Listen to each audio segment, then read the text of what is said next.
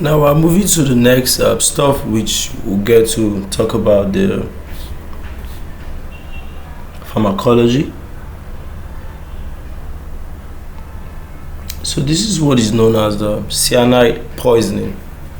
Okay, so cyanide poisoning is simply you have been exposed to cyanide, right?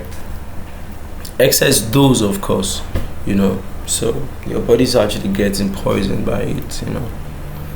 So just so you know, it's a life-threatening emergency, and it's usually caused by exposure to cyanide compounds. Okay,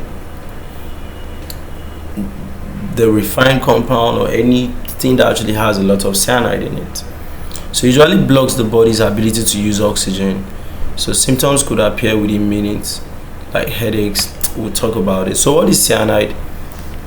Okay, is it could be in different forms: hydrogen cyanide, cyanogen chloride, sodium cyanide, potassium cyanide.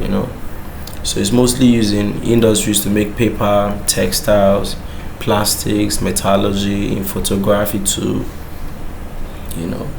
So smell is sometimes described as a bitter almond, but not everybody can actually dictate the smell.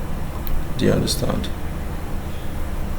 So how cyanide affects the body is actually binds to cytochrome oxidase in mitochondria, prevents cells from using oxygen. So the amount of oxygen reaching your cells is now getting reduced. That is hypoxia.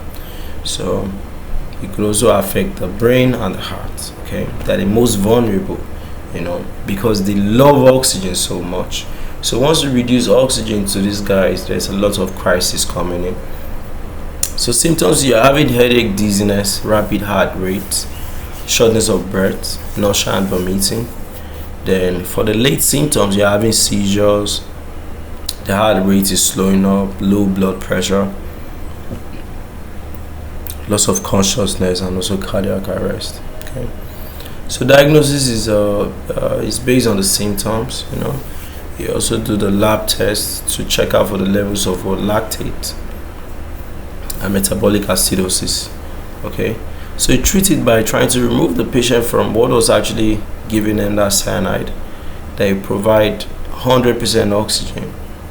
You support breathing and circulation. Then specific antidotes include hydroxycobalamin, that's vitamin 12, B12, sodium thiosulfate, and the nitrites. Okay, and sometimes you also remove the contaminated clothing and wash it accordingly. Okay.